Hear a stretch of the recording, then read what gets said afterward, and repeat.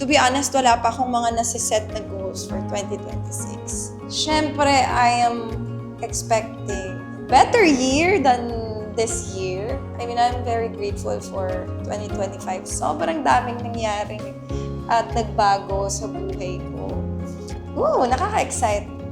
More projects, more blessings, happiness, peace of mind na hindi natin makukuha lang ng parang katulad ng material na bagay. Pero, of course, it starts with you. It starts with me. So, to attract those things, kailangan ko rin gumalaw, diba? Sabi nga, nasa Diyos ang awa, nasa tao ang gawa. So, I'd push harder.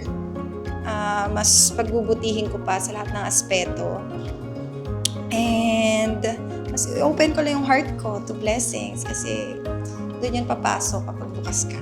Am I right? Am I right?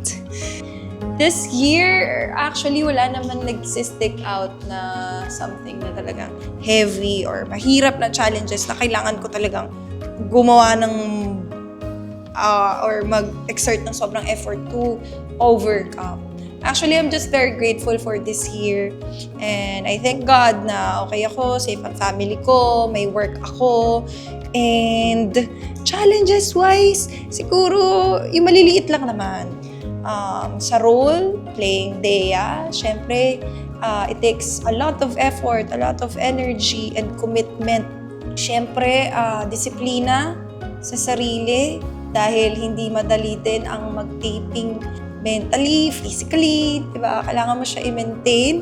Continuous siya. So, hindi natin alam hanggang kailan tong sangre, diba? So, tuloy-tuloy lang to. Taon natin to.